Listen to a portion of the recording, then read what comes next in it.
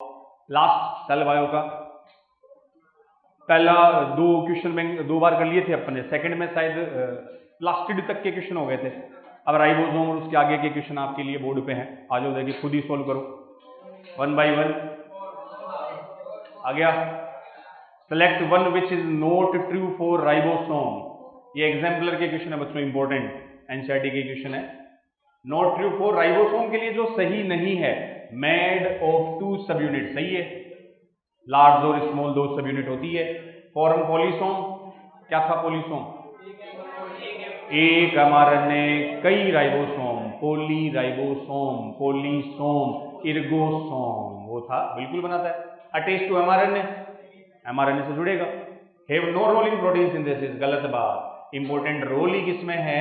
Protein synthesis. Play major role in protein synthesis, protein synthesis में महत्वपूर्ण role होगा। Fourth हो गया। सेकंड एग्जाम्पलर का, which of the following dye is best suited for staining of chromosome? हाँ, ये carmine वही है, एसिटो कार्मिन। फोर्थ हो गया। चाहे मैं क्रोमेटिन की बात करूं, क्रोमेटिन ही कंडेंस होकर क्या बनाता है बच्चों? क्रोमोसोम। तो दोनों का स्टेन किससे? एसिटो कार्मिन। दो ही स्टेन याद रखने थे, माइटोकॉन्ड्रिया वाला जेनस ग्रीन और क्रोमोसोम वाले एसिटो कार्मिन।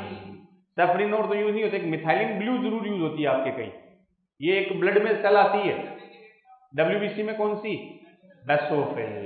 आपके पास एक डब्ल्यूबीसी है, कौन सी? बेसोफिल। उसको स्टेन करने के लिए बेटा जी कौन काम आएगा? Methylene blue. एक ये याद रख सकते हो, बाकी तो यूज नहीं होते। एक जेनस ग्रीन था for mitochondria.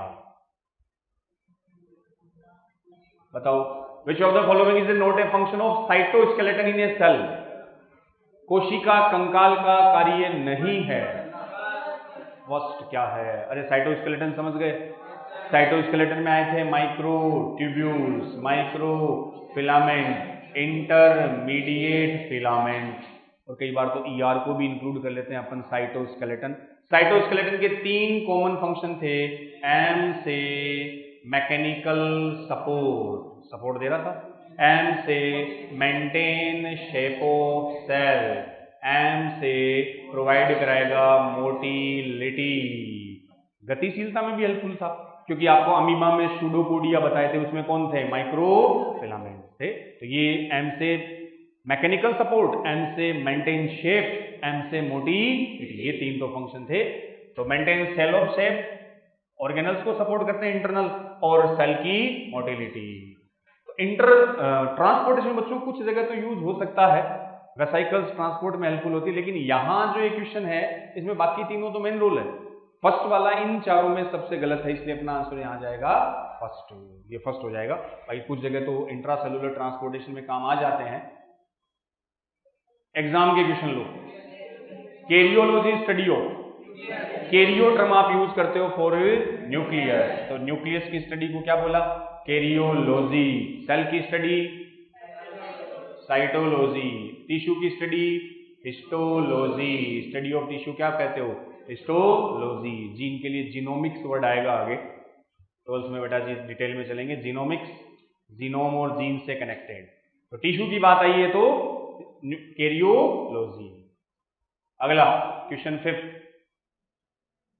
Axoneme having 9+2 doublet microtubule arrangement is found इन। हाँ, अब सीलिया देख के टिक मत कर देना। सीलिया एंड फ्लैजिला दोनों की इंटरनल स्ट्रक्चर सेम होती है, जिसमें आपको एक्सोनीम बताया था ना, ये एक्सोनीम और ये था बेसल ग्रेन्यूल।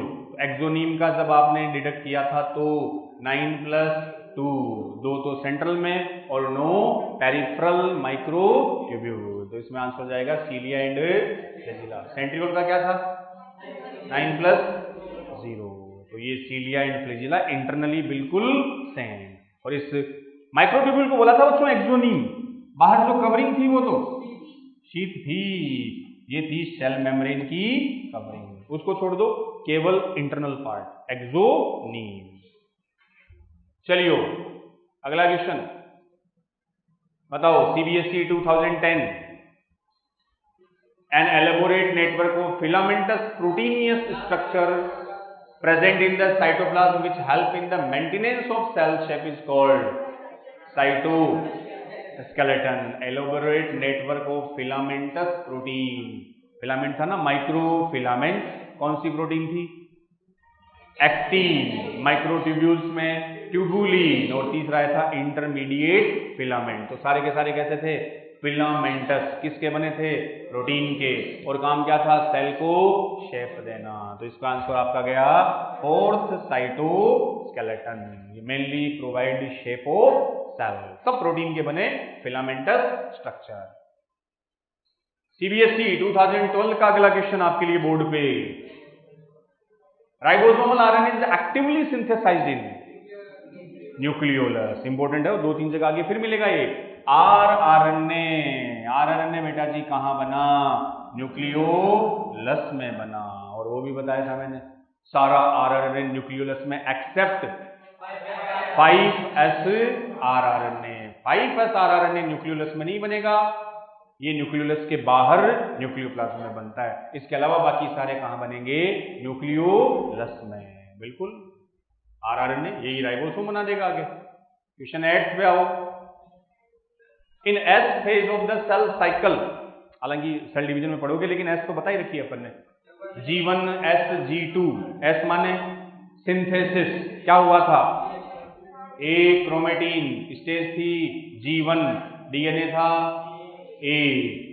फिर आई थी एस क्रोमेटिन ए क्रोमोसोम, लेकिन डीएनए डबल हो गया था. वही तो amount of DNA reduced, amount of DNA double in each cell. तो एस में बच्चों डीएनए की मात्रा क्या हो जाएगी? डबल हो जाएगी. एस का मतलब ही सिंथेसिस. किसका सिंथेसिस? डीएनए का. और डीएनए से डीएनए बनना रेप्लिकेशन. कौन सा एंजाइम? DNA polymerase. डीएनए बन रहा तो डीएनए पॉलीमरेज, आरएनए बन रहा तो आरएनए पॉलीमरेज. और उसको बोलोगे ट्रांसक्रिप्शन, अनुलेखन. अगला क्वेश्चन बताओ. Solid linear cytoskeleton elements having a diameter of 6 nanometer and made up of a single type of monomer are known as. मैंने 3 साइटोस्केलेटन लिखाए थे. माइक्रोट्यूब्यूल, माइक्रोफिलामेंट, इंटरमीडिएट फिलामेंट लिखाए थे. ये कैसा था? होलो. होलो कैसे बताया था? याद करो. माइक्रोट्यूब्यूल में कैसी प्रोटीन थी? ट्यूबुलिन. ट्यूबुलिन कितने? 13. ऐसे 13 ट्यूबुलिन जब अरेंज होंगे, 13 होते हैं ये, तो बीच में स्ट्रक्चर होलो स्ट्रक्चर थी. डायमीटर 20-25 नैनोमीटर से ज्यादा था. ये तो होलो थी, तो माइक्रोट्यूब्यूल तो नहीं हो सकता. अगले ने क्या पूछा है? सॉलिड पूछी है. दूसरी माइक्रोफिलामेंट. माइक्रोफिलामेंट में कौन था? एक्टिन. और एक्टिन बेटा जी ऐसे जुड़े हुए थे, इनके बीच में कोई स्पेस नहीं था. तो ये मैंने लिखाए थे आपको solid. 6 to 8 nanometre. Intermediate filament आ गए थे वो 8 से 12 नैनोमीटर. इनका डायमीटर इन दोनों के बीच का था, इसलिए इट्स कॉल्ड इंटरमीडिएट. जिसमें प्रोटीन लिखाई थी लेमिन, न्यूक्लियर लेमिना. न्यूक्लियस के अंदर न्यूक्लियस की शेप को प्रोवाइड करेगा. तो सॉलिड भी है और ये इसकी डायमीटर भी दे दिया. तो कौन जाएगा? माइक्रोफिलामेंट. क्योंकि ट्यूबुल तो कैसा होता है? होलो होता है, खोखला होता है. तो देख लो इसमें answer fourth, microfilament. Clear? Diameter से भी आ गया क्वेश्चन. अगला क्वेश्चन बेटा जी, क्वेश्चन नंबर 10 AIPMT 2015. किसमें डीएनए नहीं होता? बता दिया. न्यूक्लियस में होता है, माइटोकॉन्ड्रिया में होता है, राइबोसोम में डीएनए नहीं होगा. इसमें नहीं होता बच्चों. न्यूक्लियस में कैसा डीएनए था? Double standard linear. आपके न्यूक्लियस में कैसा है? डबल स्टैंडर्ड लीनियर बोले तो रेखिक, ऐसे लाइन के जैसा. माइटोकॉन्ड्रिया और क्लोरोप्लास्ट में सर्कुलर, डबल स्टैंडर्ड और सर्कुलर. जबकि न्यूक्लियस वाला लीनियर. क्रोमोसोम में बिल्कुल लीनियर डीएनए होता है, राइबोसोम में नहीं होता. हाँ, कुछ जगह सेंट्रियोल भी आएगा बच्चों. सेंट्रियोल में भी बोलते हैं डीएनए होता है, क्योंकि सेंट्रियोल डबल होगा, रिप्लिकेट करेगा. तो डीएनए है तभी डबल हो सकता है, पूछे तो. बाकी मेन माइटोकॉन्ड्रिया एंड राइबोसोम. वाह Mehul ji. Nuclear envelope is derivative of. अब एनवेलप को बताया था मैंने, न्यूक्लियर एनवेलप या न्यूक्लियर मेम्ब्रेन में प्रोटीन भी है और लिपिड भी है, लेकिन आपको कहा था ज्यादा कौन है, प्रोटीन है। दूसरी बात, जब न्यूक्लियस की स्ट्रक्चर आई थी तो मेम्ब्रेन पे कौन जुड़े थे, राइबोसोम। तो बेस्ट आंसर RER। हालांकि SER का भी लिपिड बनाने में रोल होता है, लेकिन दोनों अलग अलग ऑप्शन है। एक आपको देना हो तो अपना आंसर जाएगा रफ एंडोप्लाज्मिक रेटिकुलम, क्योंकि न्यूक्लियर मेम्ब्रेन पर कौन जुड़े थे, ATS वाले राइबोसोम। तो न्यूक्लियर मेम्ब्रेन भैया राइबोसोम है, राइबोसोम में तो क्या बनेगा, प्रोटीन। मेन रोल RER का करेंगे अपन। अगला क्वेश्चन 12 बताओ, फर्स्ट आ गया क्या, acro. The chromosome in which centromere is situated close to one end, close to one end, close to one end बोल सकते हो क्या, क्लोज टू वन एंड। अगर टर्मिनल होता है ना, टर्मिनल, जैसे इसको मैं ऐसे बता दूं, ये है बेटा जी कौन सा, टेलोसेंट्रिक। तो ये टर्मिनल होगा, किनारे पर सेंट्रोमियर होगा, बट इसने क्या कहा है, क्लोज टू वन एंड। कैसी शेप, जे शेप्ड। तो ये कौन सा आ गया, एक्रोसेंट्रिक। एक बड़ी आम जिसको Q और छोटी आम P। तो इसमें अपना आंसर क्या देंगे, एक्रोसेंट्रिक। समझ गए ना। और बिल्कुल किनारे पे पूछे, टर्मिनल एंड पे दे दिया, तब आप क्या बोलोगे, टेलोसेंट्रिक, नहीं तो एक्रोसेंट्रिक। फोर्थ आ जाएगा, ये लो, microtubules are the constituents of. Microtubules में क्या क्या होता है, किस में होते हैं माइक्रोट्यूब्यूल्स, सिलिया, फ्लैजिला, पैरोक्सिसोम में, न्यूक्लियोसोम में भी, स्पिंडल फाइबर, सेंट्रियोल, सीलिया। कर दूं मैं, स्पिंडल फाइबर किसका बना था, माइक्रोट्यूब्यूल्स का। सेंट्रियोल में भी माइक्रोट्यूब्यूल्स और सीलिया में भी जो बेसल बॉडी आई थी वो सेंट्रियोल के बनते हैं, माइक्रोट्यूब्यूल्स के। तो माइक्रोट्यूब्यूल के इंपॉर्टेंट फंक्शन है स्पिंडल फाइबर बनाना, सेंट्रियोल बनाना, सीलिया एंड फ्लैजिला बनाना। तो आंसर गया थर्ड। क्रोमेटिन में भी ये नहीं होते, इस वजह से थर्ड आंसर इसका गया। ये बताई हुई बात साइटोस्केलेटन के फंक्शंस ये लोग कल ही डिस्कस कर रहे थे। Spindle fibre attach on to, अब आपको बताया था बच्चों या तो सेंट्रियोल, लेकिन exact answer kinetochore.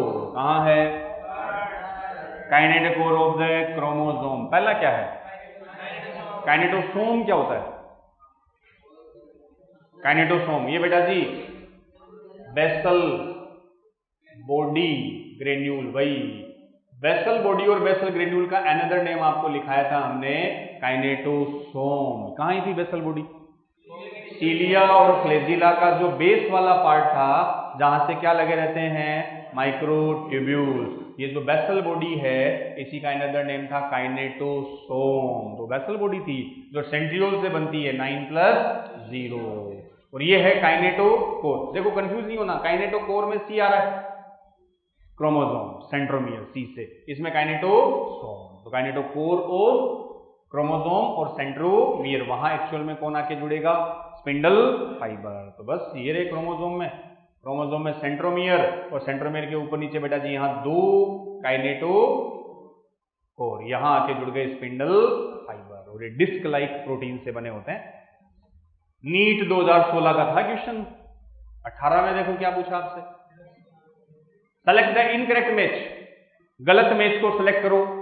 Lamp brush डिप्लोडिंग stage में होते हैं। देखो लैंप ब्रश बच्चों मैंने बताया था ना उस साइड में, इसकी मैं स्टेज बताऊंगा आपको। ये प्रोफेज में आती है अलग अलग स्टेज, 4 पढ़ेंगे अपन, लेप्टोटीन, जाइगोटीन, पैकाइटीन, डिप्लोटीन और डाइकाइनेसिस। आगे सेल डिवीजन में इसको अपन डिटेल से समझेंगे। Allosome, sex chromosome. एलोसोम समझते हो, देखो क्रोमोसोम की 2 कैटेगरी आएगी बच्चों। क्रोमोसोम अपन चलेंगे जब आगे, उसमें 2 टाइप के क्रोमोसोम आते हैं। एक बोलता हूं मैं ऑटोसोम, सुनना, एक आएगा एलोसोम। एलोसोम को बेटा जी बोला जाता है सेक्स क्रोमोसोम। अब सुनो, आपकी एक डिप्लॉइड सेल में कितने क्रोमोसोम होते हैं, 46 होते हैं ना। एक डिप्लॉइड सेल में टोटल क्रोमोसोम 46। इसमें से जो सेक्स क्रोमोसोम है वो कितने हैं बच्चों, 2, एक्स और अगर फीमेल है तो दोनों, एक्स मेल है तो एक्स एंड एक्स वाई को मैं क्या बोलूंगा, allosome, also called sex chromosome. तो ये या तो XX होगा या XY होगा, XX फीमेल में, XY मेल में। तो 46 में से कितने? दो क्या हो गए? एलोसोम। बचे कितने? 44। वो बेटा जी कौन होते हैं? ऑटोसोम। 44 को मैं ऐसे भी लिख सकता हूं 22 पेयर, वो आप में क्या है? Autosome. Remaining 2 allosome. Allosome also called sex chromosome. तो ये क्या कह रहा है? एलोसोम ही कौन है? Sex chromosome. सही है। सब मेटासेंट्रिक एल्सेप्ट होता है, बिल्कुल। पोलिटीन अभी बताए थे, पोलिटीन कहां मिलते हैं? ये मिलेंगे आपको इंसेक्ट की सलाइवरी ग्लैंड में। तो बेटा जी oocyte ऑफ एम्फीबियन में तो कौन आए थे? Lamp brush. तो ये फोर्थ क्या हो गया? इनकरेक्ट हो गया। तो फोर्थ यहां कैसा है? Incorrect, because polytene found in salivary gland. ये इंसेक्ट की सलाइवरी ग्लैंड में होंगे, डिस्कवर्ड बाय बोल बियानी। वो आ गए। ये दो टाइप के क्रोमोसोम, ऑटोसोम एंड एलोसोम। चलो अगले क्वेश्चन पे आते हैं। क्वेश्चन 17 क्या कहता है आपसे? Which of the following is true for nucleolus? केंद्रिका के लिए कौन सा चाहिए? देखो नीट 2018 का अगला क्वेश्चन क्या करती है nucleolus? Larger nucleoli are present in dividing cell. अब ये बच्चों देखना है, लार्ज न्यूक्लियोलाई का मतलब, अब मैं जिस ऑर्गन का जो भी फंक्शन है, जिस ऑर्गेनल का, अगर उस ऑर्गेनल को बेटा जी मैं बड़ा कर दूं या उसकी नंबर बढ़ा दूं, उसका फंक्शन बढ़ जाएगा। तो न्यूक्लियोलाई का फंक्शन क्या था? आरएनए बनाना। तो जिस सेल का मेन रोल क्या बनाना होता है? आरएनए, उसमें न्यूक्लियोलाई क्या होगी? बड़ी होगी, नंबर में ज्यादा होगी। जैसे जिस सेल का फंक्शन एनर्जी देना है, उसमें माइटोकॉन्ड्रिया ज्यादा होंगे, बस जो फंक्शन है उससे। तो डिवाइडिंग में काम नहीं, आरएनए बनाने में काम होता है। It is A membrane bound structure. Nucleolus में मेम्ब्रेन ही नहीं, इसलिए वो न्यूक्लियोप्लाज्म के साथ कंटिन्यू होता है, उसकी खुद की कोई मेम्ब्रेन नहीं होती। It take part in spindle formation, गलत। It is a site for active ribosomal RNA synthesis. RNA synthesis में सबसे मेन रोल इसी न्यूक्लियोलस का। फोर्थ आ जाएगा। अगला फिर क्रोमोसोम वाला, shorter and longer arm of सब मैटर। लो सीधा ही पूछ लिया, शॉर्ट आर्म को क्या बोलोगे? P. Long arm Q. P माने अरे पेटाइट, पेटाइट बोले तो स्मॉल। कौन सी लैंग्वेज में? फ्रेंच में पेटाइट का मतलब स्मॉल। तो छोटी आर्म्स को पी और लॉन्ग आर्म्स को अल्फाबेटिकली आगे वाला वर्ड क्या दे दिया? क्यू दे दिया। देख लो फोर्थ आ गया, बस फोर्थ आ गया। और इस आर्म रेशियो में क्यू बाई पी कर दो, आर्म रेशियो कहलाएगा बच्चों। Non membranous nucleoplasmic structure in nucleus are the site for active synthesis of RNA. कौन है? Non membranous nucleoplasmic structure. Nucleoplasm में नॉन मेम्ब्रेनस कौन होता है? न्यूक्लियोलस होता है। और बेटा जी वहां कौन सिंथेसाइज होगा? आरएनए। आंसर गया 4। तो आरएनए न्यूक्लियोलस के कई क्वेश्चन मिलेंगे। न्यूक्लियोलस तो सिंगुलर है और न्यूक्लियोलाई प्लूरल हो जाएगा। न्यूक्लियोलस किससे बनता है? NOR, nucleolar organiser region. तो मुझे ये बताओ, क्या हर क्रोमोसोम के अंदर NOR है? 13, 14, 15, 21 और 22, वही न्यूक्लियोलस बनाएंगे। NOR उसी के पास है। ये क्या गया? Which of the following statement common and correct for both cilia and centriole? Cilia और सेंट्रियोल के लिए कौन सा करेक्ट है? दोनों के लिए। Both are having 9 peripheral doublet. Cilia की स्ट्रक्चर याद करो, पेरिफेरल में कितने थे? हाँ 9, और 9 कैसे थे? डबलेट। बट बेटा सेंट्रियोल में पेरिफेरल 9 तो थे, लेकिन 9 कैसे आए थे? Triplet, ABC। तो डबलेट होते हैं सीलिया में, बट सेंट्रियोल में ट्रिपलेट। ये दोनों में कॉमन नहीं है। Both of them having 9 radial spoke. दोनों में सेंट्रल से कितने जुड़े हुए थे? 9 रेडियल स्पोक। ये सही है। Both of them are having central hub. Central hub किस में था? सेंट्रियोल में। हब होता है सेंट्रियोल में। सीलिया फ्लेजिला में तो सेंटर में 2 माइक्रोट्यूब्यूल्स थे। और both of them are covered with plasma membrane. Centriole में मेम्ब्रेन नहीं होती, वो मेम्ब्रेन लेस था। सीलिया फ्लेजिला में उसको शीथ बोला था। तो ये भी दोनों में कॉमन नहीं होगा, तो केवल कॉमन है बी, आंसर गया क्लियर। तो सेंट्रियोल के पेरिफेरल ट्रिपलेट होते हैं और सीलिया फ्लेजिला में बेटा जी वो डबलेट होते हैं। नेक्स्ट अच्छा क्वेश्चन है, डायग्राम आया आपके सामने, आइडेंटिफाई ए टू डी। देखो डायग्राम तो एनसीईआरटी का ही है, अब सीधा सही है, बीच में दो दिख रहे हैं तो हब तो है नहीं, तो ये किसका डायग्राम हुआ, सीलिया एंड फ्लेजिला। तो ए देख लो, ए तो आउटर कवरिंग है, वो तो क्या हो सकती है, सेल मेम्ब्रेन और प्लाज्मा मेम्ब्रेन, जिसको आप शीथ बोलते हो।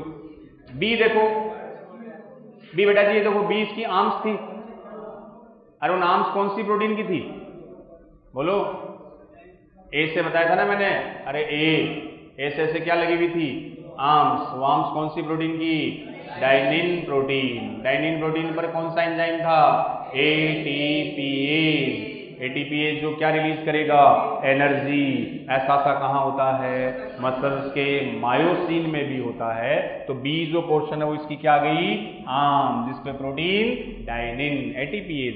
सी बेटा जी ये सेंट्रल में डबलेट हो गए, और डी ये वो रेडियल स्पोक, देखो ये थोड़ा देखोगे तो रेडियल स्पोक ये आ गए। कौन सा जा रहा है, थर्ड आ रहा है क्या, ए plasma membrane, B arm, C central microtubule और डी रेडियल स्पोक। तो इसमें आ गया थर्ड आ गया, ठीक है। एनसीईआरटी का अपने सीलिया और फ्लेजिला का डायग्राम है।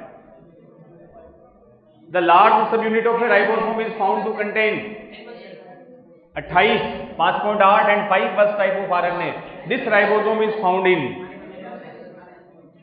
देखो 28 आती है बेटा जी, कौन सी सब यूनिट होगी, 40S, और 40S है तो दूसरी 60S, मिक्स होके कौन सा आ गया, 80S राइबोसोम। क्योंकि 28 की जगह अगर ये 70S होता तो उसमें मिलती 23S, तो 80S है। 80S बैक्टीरिया में तो होगा नहीं, प्रोकैरियोट में तो 70S, माइटोकॉन्ड्रिया में भी 70, क्लोरोप्लास्ट में भी 70, एनिमल सेल में कितना होगा, 80S। तो 28 हमेशा 40S में मिलेगा, और 40S is unit of 80S type of ribosome. बस अगला question, when a chromosome has a centromere slightly away from the middle of chromosome then it will be called, हाँ कौन सा, सब मेटासेंट्रिक, और शेप कैसी, एल शेप्ड। तो answer गया third, submetacentric. तो बेटा जी एक्रोसेंट्रिक होता तो shape J shaped, meta V, ये आ गया एल, और टीलो आई शेप्ड। बस शेप वाले भी क्वेश्चन बनते हैं। अगला फटाफट question 25, select the incorrect statement about cilia and flagella. Cilia flagella का गलत स्टेटमेंट ढूंढो। Eukaryotic flagella arise from basal granule, basal body से तो सीलिया आ रहे थे। Axoneme is made up of 9 microtubule triplet at periphery, गलत हो गया, क्या ट्रिपलेट की जगह डबलेट आना चाहिए। 9 तो होते हैं लेकिन वो 2 ही होते हैं बेटा जी, डबलेट की फॉर्म में रहते हैं। सेंट्रियोल होता तब ट्रिपलेट। अगला देख लो, दे शो 9+2 माइक्रोट्यूब्यूल, ठीक है। तो आंसर गया सेकेंड, स्टेटमेंट सेकेंड इसका गलत है सीलिया फ्लेजिला के लिए। Ribosome 70S ribosome are found in, हला हो गया, प्रोकैरियोट में 70S, माइटोकॉन्ड्रिया क्लोरोप्लास्ट में भी 70S, हाँ यूकैरियोट में नहीं, एंडोप्लाज्मिक में 80, ठीक है। तो इसमें आंसर अपना गया सीधा ही फर्स्ट। चलो अगला क्वेश्चन, ओहो, the cross section of centriole show, centriole की बात कर रहा है, 9+0, तो पेरिफेरल में 9, ओहो सीधा ही 0 दिखा, तो आंसर गया यही फोर्थ। हब बीच में एक था, इस बीच वाले सेंटर को क्या बोलते हैं, हब, और उससे वो निकले हुए 9 क्या थे, 4, तो इसमें सीधा ही आंसर अपना गया फोर्थ, 9+0। अच्छा क्वेश्चन, सोचो, सोच के बोलो।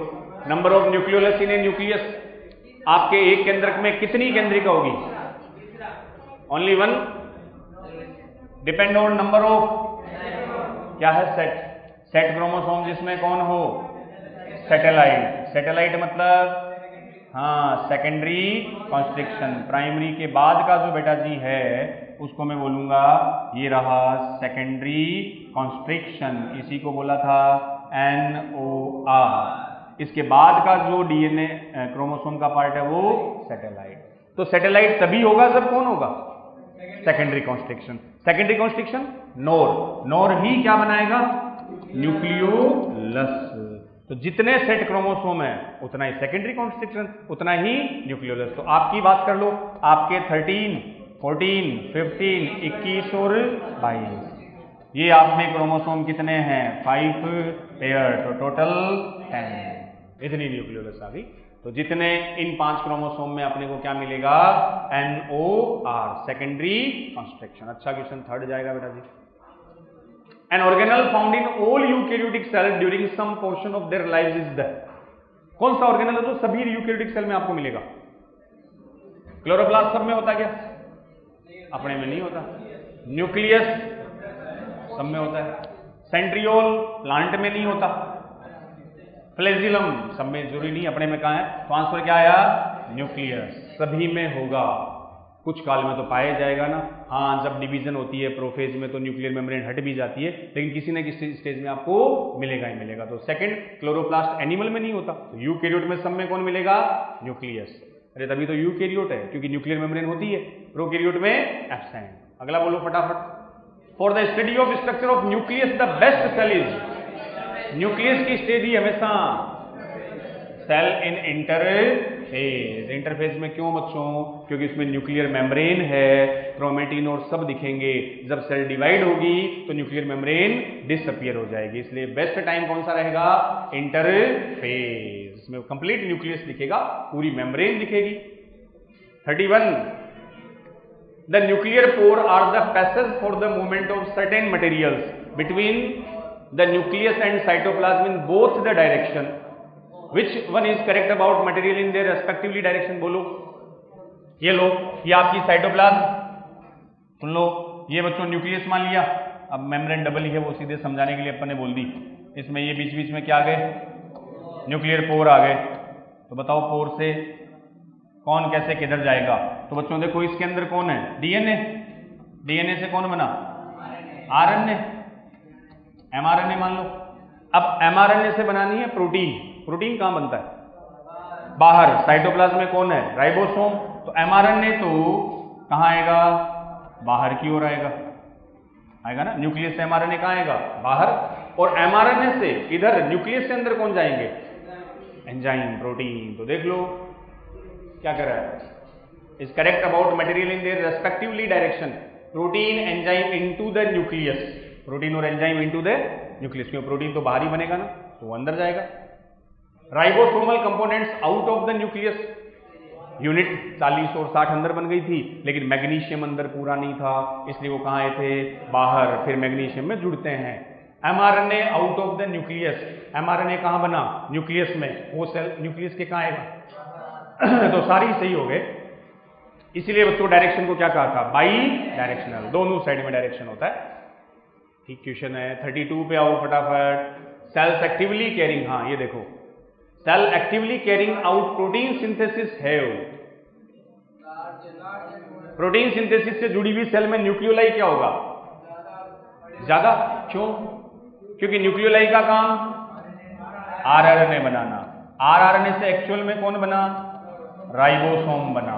और बच्चों राइबोसोम जब बना तो जो mRNA है उसी को राइबोसोम से जुड़कर क्या बना दिया जाएगा? प्रोटीन। इनडायरेक्टली आप बोल सकते हो कि प्रोटीन बनाने के लिए आपको ये राइबोसोम चाहिए, और राइबोसोम कौन बना रहा है? और RNA बनाने की रेस्पॉन्सिबिलिटी कहां है? न्यूक्लियोलस से। तो जो सेल एक्टिवली प्रोटीन सिंथेसाइज कर रही है उसमें राइबोसोम भी ज्यादा होंगे और उसमें न्यूक्लियोलाई की नंबर भी ज्यादा और साइज लार्ज होगी। बस जो रोल है वो उससे कनेक्ट कर लो। स्मॉल गलत हो गए, स्मॉल गलत हो गए, large and more number of nucleoli. अरे जब न्यूक्लियोलाई प्लूरल हो जाएगा तो मैं उसको क्या बोल दूंगा? न्यूक्लियोलाई बोल दूंगा। थर्ड हो गया। 33 पे आओ। Structure which provide the shape of to chromosome. Chromosome की शेप वो V है, वो I है, वो L है, वो J है। किसकी वजह से? Centromere, centromere. फर्स्ट हो गया। अलग अलग शेप के क्रोमोसोम किस पे डिपेंड करेंगे? सेंट्रोमियर की, वो मिड में है, साइड में है, क्या है? पहले ही आ गया। 34, ओहो देखो एनसीईआरटी का डायग्राम ही है ये कौन सा है? मेटासेंट्रिक, ये सब मेटासेंट्रिक, एक्रो, और ये आ गया टीलोसेंट्रिक। देख लियो कौन सा फर्स्ट ही है क्या? चलो तो सीधा ही एनसीईआरटी में डायग्राम देखिए पूछ लिया। 35 पे आओ। द अकम्पैनिंग डायग्राम शो एक क्रोमोसोम। अब देख लो बच्चों, क्रोमोसोम दिख रहा है अपने को, मैं इसको थोड़ा सा वैसे कर लूं। अब ये क्रोमोसोम कौन सी स्टेज का दिखा आपको? और दिमाग लगा लो, पहले ज्यादा क्लियर था ना, अब ले लो। इसमें ये रहा, ये क्रोमोसोम कौन सी स्टेज का है? अरे ये है,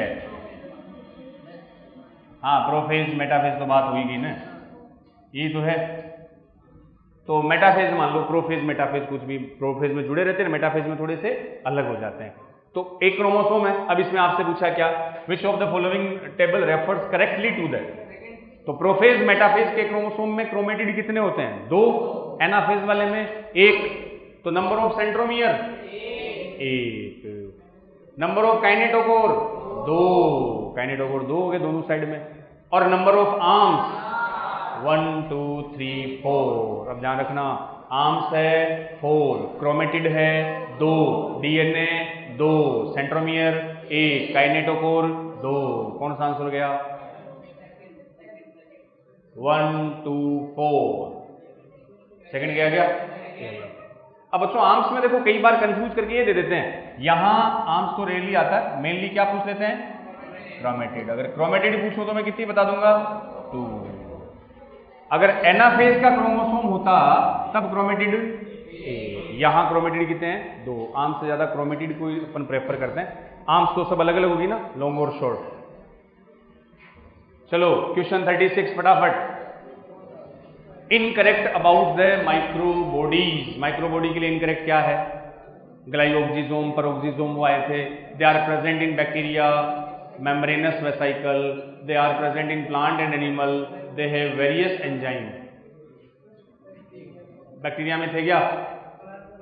हाँ, ग्लाइओक्सिजोम, पेरोक्सिजोम मोस्टली प्लांट और एनिमल सेल, इनमें तो होते हैं बच्चों। एंजाइम भी होते हैं, माइन्यूट मेम्ब्रेनस वेसिकल्स भी होते हैं। इन जनरली बैक्टीरिया में अपन इसका कोई एग्जांपल मेंशन? भाई आपको एक लिखाया था ग्लाइओक्सिसोम, एक लिखाया था पेरोक्सिसोम, एनिमल और ये मेनली प्लांट, दोनों में कंसीडर होते हैं। बैक्टीरिया में ऐसी माइक्रोबॉडीज एब्सेंट, तो इनमें फर्स्ट आ जाएगा इनकरेक्ट। एक स्पेरियोसोम भी होता है, वो भी बता दूंगा। चलो 37। When dividing cell are examined under a light microscope, हाँ बताओ, chromosome first become visible during. Chromosome सबसे पहले कब दिखाई देंगे? प्रोफेज, क्योंकि G1 S, G2 में तो वो धागा था, और धागा क्या था? क्रोमेटिन। फिर बेटा जी कौन आई? Prophase, metaphase, anaphase, telophase. यहां उस धागे से क्या बन गया था? क्रोमोसोम। तो क्रोमोसोम हमेशा सेल डिवीजन में दिखता है, बस। तो इसमें थर्ड आ गया prophase. 38। The microtubules of the mitotic spindle attach to a specialized structure in the centromere region. Microtubule spindle fibre किससे जुड़ेगा? काइनेटोकोर से, बस। काइनेटोकोर नहीं हो तब सेंट्रोमियर से। काइनेटोकोर से जुड़ते हैं spindle fibre. 39। As mitosis begins, a condensed chromosome consists of two chromosome के पास 2 कौन है? क्रोमेटिड भी 2 है, डीएनए भी 2 है, तो सेंट्रोमियर तो 1 है। सैटेलाइट नंबर पे डिपेंड करेगा, तो 2 क्या होंगे? क्रोमेटिड, क्योंकि जब सेल डिवीजन स्टार्ट होगा तो पहले प्रोफेज ही आएगी ना। प्रोफेज में क्रोमेटिड कितने आ गए? 2। अगला 40, second last. At metaphase of mitosis each chromosome consist of, ये लो, ये मेटाफेज का क्रोमोसोम आपके सामने है बच्चों। क्रोमेटिड कितने? 2, centromere 1, kinetochore 2, and molecule of DNA 2। एक क्रोमेटिड के पास एक डीएनए तो 2 के पास 2। आंसर आ गया फर्स्ट ही आ गया ना। चलो लास्ट क्वेश्चन बेटा जी। डायग्राम दिखा रखा है कौन से क्रोमोसोम का, सेंटर में आ रहा है लगभग, तो मेटा सेंट्रिक। क्या पूछा है, ए बी सी। ए क्या है, एकदम किनारे पर satellite. B secondary constriction also called NOR। A क्या आ गया, satellite. B secondary constriction. C कहाँ है, अच्छा क्रोमोसोम सी कौन सा हो गया, मेटा सेंट्रिक। आगे तो क्रोमोसोम और से कनेक्टेड कुछ क्वेश्चन बेटा जी अपन ने सोल्व किए। अब मैं आज एनसीईआरटी इसकी अपलोड करूंगा, कल अपन सेल डिवीजन और सेल साइकिल स्टार्ट करेंगे। थैंक यू, जय हिंद।